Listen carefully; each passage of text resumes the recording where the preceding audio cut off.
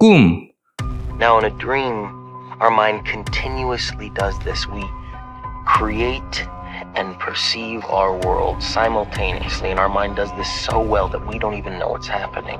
While dreams, they feel real while we're in them, right? It's only when we wake up that we realize something was actually strange. Let me ask you a question. You never really remember the beginning of a dream, do you? You always wind up right in the middle of what's going on. I guess, yeah. So how did we end up here? Well, we just came from the, Think about it, Ariadne. How did you get here? Where are you right now? we're dreaming? 꿈은 항상 그 시작이 기억나지 않는다. 그런데 현실은 다른가? 당신은 인생의 시작을 기억하는가? 우리 모두는 도중에 알아차릴 뿐이다. 꿈이든 현실이든. 이 영상이 끝나면 당신은 알 수 있을 것이다. 꿈과 현실은 다르지 않다는 것을 전혀 다른 방식으로. 트랜서핑 시리즈 마지막 이야기, 의도. 먼저 당신이 가진 의도의 개념을 확장시켜야 한다. 연력학 제2법칙, 엔트로피의 법칙. 세상 만물은 무질서로 나아간다. 분해되고 흩어져 무질서로 나아가는 소면의 상태로 향한다. 하지만 이 엔트로피에 저항하는 것들이 있다. 생명체. 지구상에 있는 모든 생명체는 엔트로피에 저항하는 것들이다. 멋진 모양의 나무조각상은 저항하지 않는다. 엔트로피 흐름에 온몸을 맡기며 썩어간다. 반면 땅에 묻힌 씨앗은 엔트로피에 저항한다. 온 힘을 다해 질서로 나아간다. 형태를 갖추고 꽃을 피우며 열매를 맺는다. 그러다 힘이 다하면 엔트로피 흐름에 몸을 맡긴다. 동물도 사람도 마찬가지다. 모든 생명체는 무질서에 저항해 질서를 만들고 있다. 이를 위해 다른 질서를 흡수해서 자신의 무질서를 내뱉어야만 한다. 그래서 결국 어차피 전체 엔트로피는 증가하기 때문에 이 국지적인 전투들은 의미가 없어 보인다. 어차피 다 죽는다. 그런데 왜 그렇게들 아등바등 질서를 유지하려고 하는 걸까? 왜 그렇게까지 존재하려는 걸까?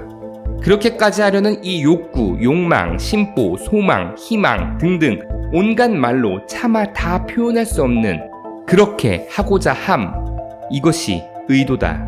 생명의 본질이자 원시적이고 원초적인 의지, 여기까지가 의도의 범위다. 당신의 심장이 뛰는 것, 신체의 장기들이 제 기능을 묵묵히 수행하는 것, 생명 활동을 하게 만드는 그 모든 것들 전부 의도의 발현이라고 할 수 있다.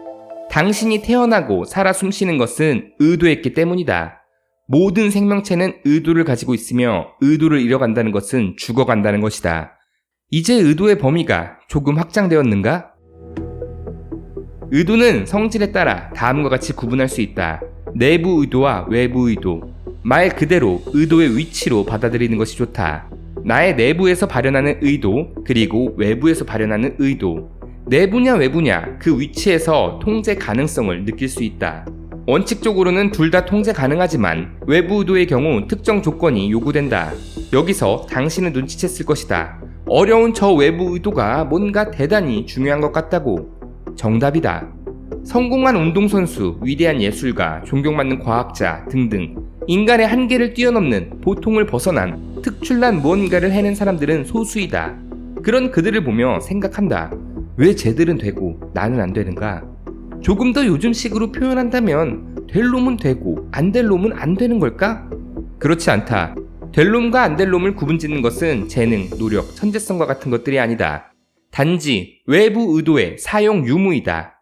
내부 의도는 보통의 것들, 애써서 할 수 있는 것들만을 가능하게 하며 외부 의도는 보통 이상의 것들, 애쓴다고 다 되지 않는 것들을 가능하게 해준다. 그리고 당신의 꿈은 보통의 것이 아닌 놀랍고 믿기지 않은 행복과 풍요가 가득한 그곳에 있지 않는가? 그렇다면 반드시 외부 의도를 사용해야 한다. 내부 의도는 열심히만 살게 해줄 뿐 행복을 실현시키지는 못한다. 구체적으로 살펴보자. 내부 의도는 무엇일까? 지금껏 당신이 알고 있던 평범한 의도의 범주, 그 모든 것들이다. 당신 내부에서 출발하는 하고자 하는 의지들. 당신은 헬스장에 가기를 의도한다. 그래서 현관문을 열고 나선다. 당신은 식사하기를 의도한다. 그래서 냉장고 문을 열고 식사 준비를 한다. 수학 문제를 풀기 위해 정답에 필요한 공식을 떠올린다. 사업을 번창시키기 위해 분석한다. 당신이 애쓰고 노력할 수 있는 그 모든 것들에 대한 하고자 하는 행위 동기를 촉진시키는 의지, 이 모든 것들이 내부 의도다. 많은 사람들이 위와 같이 내부 의도만을 사용하며 살아간다. 그렇기 때문에 열심히 살았음에도 행복하지 않다는 말이 나오는 것이다. 그렇다면 외부 의도는 무엇일까? 지금껏 당신이 신경 쓰지 않았던 평범하지 않은 것들, 당신 외부에 있다고 생각하여 무시했던 그 모든 것들이다. 헬스장에 가기를 의도한 당신은 원하는 운동기구를 기다림 없이 사용한다. 식사하기를 의도한 당신이 냉장고 문을 열자 생각지도 못한 맛있는 재료들이 가득하다. 수학 문제를 풀며 공식이 떠오르지 않는 당신에게 정답을 도출해낼 수 있는 사고 과정이 보인다. 사업을 번창시키길 의도한 당신에게 왜인지는 모르겠지만 고객의 이목이 집중되고 있다. 당신이 애쓰고 노력할 수 있는 범위가 아닌 그 모든 것들, 감각, 인지에서 벗어나 있다고 생각한 그 모든 것들이 당신의 의지에 맞춰서 따라와 주는 것, 이것이 외부 의도다. 누군가는 이것을 행운, 우연, 기적이라고 부른다. 당신의 신체나 장기가 움직이는 것도 넓은 범위에서 원시적 외부 의도의 발현이다. 책에서는 이런 예시가 나온다. 당신이 팔을 들려고 의도한다. 그래서 오른손을 들기로 결심한다. 여기까지가 내부 의도다. 이후 당신의 오른손은 그냥 위로 들린다. 당신은 오른손이 들리는데 필요한 관절의 움직임, 근육의 미세 조정, 이런 것들을 인지하고 감각하는가? 그저 들린다. 이것이 외부 의도다. 이 느낌을 조금 더 직관적으로 느낄 수 있는 예시를 살펴보자. 한 점이 있다. 이 점의 모양을 바꾸려고 상상해보자. 세모든 네모든 당신 생각의 방향은 미간에 약간의 힘을 준 채 아등바등 이 점을 향해 쏘아진다. 이것이 내부 의도의 느낌이다. 이제는 이 점이 당신을 빨아들인다고 생각해보자. 당신은 점에게로 끌려가고 있다. 당겨지는 것에 저항감을 포기한다면 당신은 힘을 주지 않아도 끌려가진다는 것을 느낄 수 있다. 이것이 외부 의도의 느낌이다. 그리고 당신이 가능태를 이동하는 방식이기도 하다. 자, 이제 우리는 내부 의도와 외부 의도의 개념을 알아보았다. 그렇다면 가장 중요한 것, 외부 의도를 사용하는 데 필요한 조건에 대해 알아보자. 당신을 구성하는 비물질적인 무언가는 두 가지로 구분할 수 있다. 마음과 영혼. 마음은 평소 당신이 세상을 인식하는 의식 그 자체이며, 영혼은 비언어적이고 비이성적인 당신의 의식 저편 너머에 있는 것이다. 이 둘 모두 당신이다. 일상생활에서는 마음이 주도권을 잡고 있다. 그러다 잠깐 문득 갑자기 영혼이 한 번씩 나타나는데 보통 직감의 형태로 나타난다. 왠지 기분이 묘하게 고요하고 안정되며 들뜨지 않는 확신의 형태로 나타났다가 금세 사라진다. 예술가들이 영감을 받는 순간, 그것이 영혼의 속삭임이다. 평소에는 깊숙이 가라앉아 있다가 아주 가끔씩 수면 위로 올라온다. 영혼이 올라오기 위해서는 마음이 그 자리를 양보해야 하는데 평소 마음은 양보심이 없다. 자신이 운전대를 잡고 다 할 수 있다는 오만에 빠져있기 때문이다. 표독스럽고 예민한 사람이 예술적이고 멋진 영감을 떠올리는 것을 본 적이 있는가? 마음에 잔뜩 힘을 주고 살아갈수록 영혼이 나타날 확률은 줄어든다. 따라서 평소의 영혼은 아주 가끔 마음이 자고 있을 때만 잠깐씩 올라온다. 자고 일어나 마음이 아직 덜 깼을 때, 혹은 운동을 하고 난 뒤 몸과 마음이 잠시 쉴 때 등등. 수련을 한 사람들의 경우 명상과 같은 방법을 통해 인위적으로 마음을 잠재워 영혼을 초대하기도 한다. 마음은 욕심에 비해 능력이 별로 없다. 마음은 내부 의도밖에 사용하지 못한다. 외부 의도를 사용하기 위해서는 영혼의 동의를 구해야 한다. 즉, 마음과 영혼이 동의했을 때 내부 의도는 외부 의도가 된다. 영혼의 동의가 필요한 이유는 가능태 공간에 대한 접속 권한이 영혼에게만 있기 때문이다. 앞선 영상에서 말했듯 당신이 행복해지는 과정, 목표를 달성하는 과정은 무언가를 당신 앞에 새롭게 만들어내는 것이 아니다. 가능태 공간에 그것이 이미 존재하므로 이미 존재하는 그 영역으로 이동하는 것이다.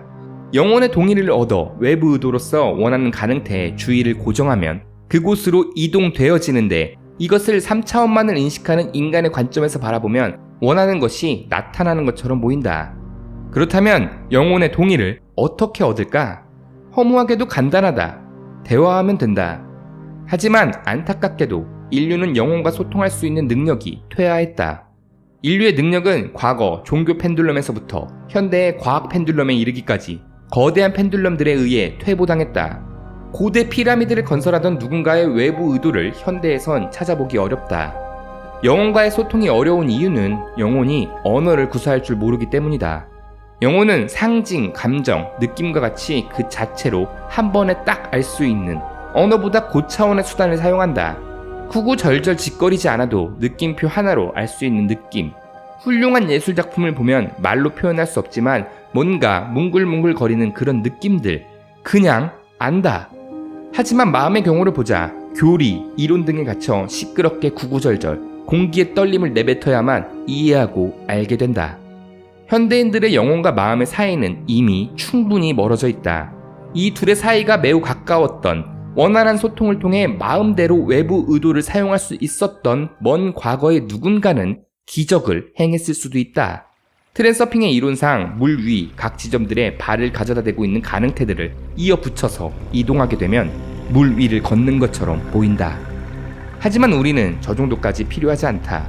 우리들의 행복을 위해선 퇴화되어 있는 지금의 능력으로도 충분하다. 마음이 내부 의도로 무언가를 정하고 움직이기 시작한다.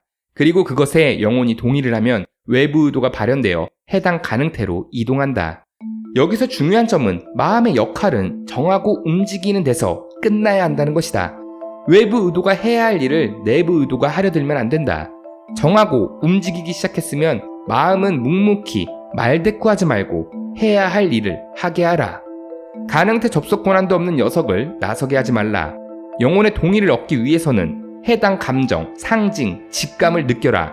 돈 같은 것들은 영혼이 알아들을 수 없다. 예컨대 이런 식이다. 당신이 통장에 꽂히는 돈을 상상하면 영혼은 알아듣지 못한다. 당신이 그 돈으로 누리는 풍요, 기분 좋음, 행복감을 느낄 때만 알아듣는다. 따뜻한 나라에 가서 해변에 편안하게 누워있는 당신, 근심, 걱정, 당신에게 뭐라 하는 사람도 압박도 없다. 그 상황에서의 감정을 주문하는 것이다. 잊지 말아라. 영혼도 당신이다. 당신 자신이 행복해하는 감정에 대해 당신이 동의하지 못할 이유는 없다. 하지만 당신이 돈을 벌어 누군가에게 의스대는 상황, 누군가를 찍어 누르는 묘한 만족감, 허영심 등을 행복이라고 착각한다면 영혼이 동의해줄지는 잘 모르겠다. 중요성을 부여하는 행동이기도 하거니와 그 목표는 펜듈럼이 심어준 목표일 수도 있을 뿐더러 영혼은 개인의 행복 이외에는 딱히 관심이 없어서 그런 쪽에서 행복을 느끼는 존재라고 상상하기에는 조금 어렵다. 다만 한 가지 영혼이 매우 쉽게 동의하는 것이 있다. 바로 부정적 상황이다. 인류는 불쾌한 상황을 피하는 방향으로 진화했다. 생존을 위해 위험성을 회피하는 방향이 유리했기 때문이다. 이 과정에서 불쾌한 감정은 무의식 깊숙이 각인되었다. 따라서 당신이 특정 상황에서 불쾌함, 분노, 짜증 등을 내보인다면 영혼은 굉장히 빠른 속도로 동의한다. 그래서 당신은 더 불쾌한 상황을 외부 의도로서 실현시키게 된다. 위에서 말했듯 영혼은 언어로 소통하지 않기 때문에 불쾌함을 회피라는 문장을 이해하지 못하고 당신이 느낀 불쾌한 감정만을 알아듣기 때문이다. 그러니까 제발 원하지 않는 것을 생각하지 말고 원하는 것만을 생각하라. 외부 의도를 연습할 수 있는 아주 흥미로운 수단이 있다. 바로 자각몽이다. 트랜서핑에서는 꿈을 어떻게 바라볼까? 꿈은 가능태 공간이며 마음이 잠들어 있을 때 접속 권한을 가진 영혼이 그곳을 돌아다니는 것이다. 따라서 꿈도 현실도 모두 허상이 아니다. 단지 차이가 있다면 현실은 가능태 공간이 물질화된 영역, 우리의 육체가 물질화되어 살아가는 장소라는 것 뿐이다. 영혼이 그곳을 마음껏 활보하는 이유는 마음이 잠들었기 때문인데 도중에 마음이 살짝 깨어나 영혼이 돌아다니는 것을 지켜보면 우리는 꿈을 기억하게 된다. 여기서 더 나아가 우연한 계기로 마음이 이거 꿈인가? 하고 인지하게 되는 것을 자각몽이라고 한다. 자각몽 상태에서 당신은 무엇이든 가능하다. 물체를 공중으로 띄울 수도 하늘을 날 수도 있다. 이것은 꿈이니까 뭐든 할 수 있지 라는 생각에 대해 단 0.1%의 의심도 없는 순수한 믿음의 상태와 더불어 영혼과 동조해 있는 상태다. 그래서 스스로의 팔을 위로 드는 것이 당연하듯 물체를 공중으로 띄울 수 있다. 그 느낌을 현실로 가져와 당신의 목표에 적용해보는 것. 그것이 외부 의도를 연습하는 방법이다. 자각몽을 꾸게 된다면 반드시 하늘을 날아보도록 하자. 그리고 그 느낌을 기억하자. 하지만 현실은 꿈과는 달리 펜듈럼이 넘쳐나서 당신을 방해하는 요소가 너무나 많고 꿈처럼 할 수 있다는 순도 100%짜리 믿음을 가지기란 불가능에 가깝다. 그리고 무엇보다 가능태의 변환 속도가 꿈에서처럼 즉각적이지 않다. 현실의 물질화 속도는 끈적끈적한 것들이 서서히 모양을 잡아가는 듯 진행된다. 트랜서핑에선 현실과 가능태 사이의 관계를 이중 거울로 표현한다. 다음과 같이 상상해보자. 당신은 거대한 거울 앞에 서 있다. 거울에 비친 당신의 모습은 당신의 현실이다. 거울 속 당신은 불만족스러운 무언가로 인해 표정이 좋지 않다. 그래서 당신은 손을 뻗어 불만족스러운 무언가를 치우려고 한다. 거울은 반응하기 시작한다. 서서히 끈적끈적 울렁울렁거리며 형태를 갖추기 시작한다. 당신은 그런 과정을 지켜보며 불만족스러운 것이 사라진 장면이 나타나길 기대한다. 하지만 거울에는 손을 뻗어 무언가를 치우려는 허우적대며 전전긍긍하는 당신의 모습만이 비춰진다. 당신은 실망한 표정을 짓는다. 그렇게 또 거울은 반응하기 시작한다. 끈적끈적 울렁울렁. 이것은 당신의 삶 속에서 실제로 일어나고 있는 일이다. 정답은 허무하게도 당신이 그저 웃기만 했다면 불만족스러운 그것들은 사라지고 웃고 있는 당신의 모습이 거울 속에 나타난다는 간단한 것이지만 말이다. 손을 뻗어 어떻게든 해보려는 시도, 내부 의도만으로는 달성할 수 없다. 외부 의도를 사용해 그것이 당연히 그렇게 될 것임을 의도하라. 당신이 진실된 목표를 의도하고 있다면 당신 앞에는 자잘한 것들이 주어진다. 그 자잘한 것들을 내부 의도로 꼼꼼하게 처리하고 있어라. 내가 지금 목표에 가까워지고 있는 게 맞는 건가? 하는 생각들. 다시 한번 말하지만 마음이여 말대꾸하지 말라. 가능태 접속 권한이 없는 마음은 아무리 고민해봐야 할 수 있는 게 없다. 당신이 꾸준히 영혼과의 소통, 감정과 느낌, 직감에 대한 신뢰를 통해 외부 의도를 사용하고 있다면, 원하는 가능태 섹터에 주의를 집중하고 있다면 그 가능태로 이동하면서 일어나야 할 일들이 일어나고 있는 것이다. 안심하고 마음 편히 해내야 할 일을 하라. 당신의 의도가 반영되어 물질화되는 데는 시간이 걸린다. 하지만 안심하라. 끈적거리는 그것들은 점차 형태를 갖출 것이다. 이 속도를 조금 빠르게 하고 싶다면 당신의 에너지 레벨을 높여라. 펜듈럼에 뺏기는 에너지들을 최소화하고 육체를 깨끗하게 정돈하라. 쓰잘데기 없는 곳에 중요성을 부여하지 말라. 누군가에게 조언을 건네는 것도 중요성을 부여하는 행위다. 앞선 영상에서 말했듯 평가에 해당하기 때문이다. 중요성 없는 조언은 상대방의 요청이 있을 때만 성립한다. 물어봤기에 그저 대답하는 것이다. 진리를 구매하려 하지 말라. 부유하거나 화려한 자들의 모습을 보여주며 당신으로 하여금 그것을 따라하게 만드는 것들. 날 따라 해봐요. 이렇게. 이 메커니즘은 유구한 역사를 가진 전형적인 펜듈럼의 수법이다. 당신은 이미 내면에 진리가 동봉된 채 태어났다. 진리는 이미 당신 내면에 있다. 궁금한 것이 있다면 당신 영혼에게 물어보라. 무엇보다 진리에는 저작권이 없다. 당신의 평정심을 깨는 모든 펜듈럼으로부터 영향받지 않기 위해서, 당신을 찌그러뜨리는 균형력으로부터 자유로워지기 위해서 깨어있어라. 깨어있는 상태에서 진실된 목표를 찾고 그 목표에 대한 영혼의 동의를 얻기 위해 느껴라. 행복한 당신의 감정을. 그렇게 해서 알아라. 안다는 것은 믿음보다 한 단계 위에 있는 것. 편의점에 껌을 사러 가면서 과연 내가 살 수 있을까 하는 의심 따위는 들지 않는다. 바로 그런 기분으로, 편의점에 껌을 사러 가는 기분으로 행하라. 꾸준하게. 그렇게 당신의 내부 의도는 외부 의도가 된다. 속도를 더욱 높이려면 모든 상황을 긍정해야 한다. 아무리 사소한 것이더라도 목표와 관련된 긍정적 소식을 접한다면 그것을 음미하라. 다각적으로 바라보며 기뻐하고 고무되어라. 당신의 긍정적인 진동은 반드시 돌아온다. 반대로 모든 부정적인 소식에는 귀를 닫아라. 부정적인 상황에서 최대한 긍정적 요소를 찾아내 집중 조명하고 나머지 쓰레기들은 내다 버려라. 절대 당신의 영역에 그것들이 들어오지 못하도록 해라. 왜 그래야 하냐고? 잊지 마라. 당신은 지금 거울 앞에 서 있다. 마음이 불안에 떨며 말대꾸하지 못하도록 안심시켜라. 당신이 목표의 주의를 고정하고 있다면 당신이 겪는 모든 일들은 해당 가능태로 이동하는 길목에서 일어나야 할 일들이 일어나고 있는 것이다. 모든 것은 가능태의 흐름대로. 편의점에 껌을 사러 가는 마음으로 초조할 것도 불안할 것도 없이 가볍게 걸어라.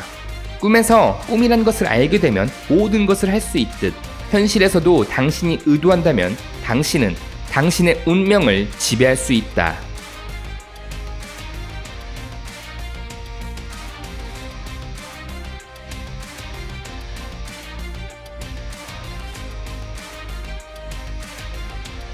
평범했던 당신의 일상에 무리를 걷는 기적을 의도하라.